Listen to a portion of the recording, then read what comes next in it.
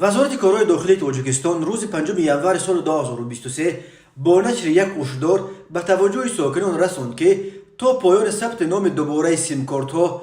مهلت خیلی کم باقی مانده است. مطابق قرار حکومت جمهوری تاجیکستان از 30 اپریل سال 2016 تحت رقم 207 درباره ترتیب و طلبات پیوسته شوی به شبکه علاقه برقی و خدمت رسانی های وابسته به آن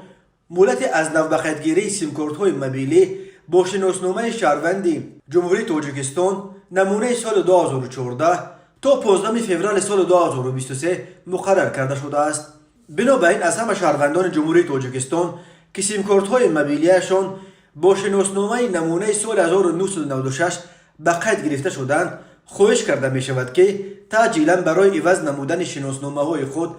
به خدمات های شناسناموی و به قیدگیری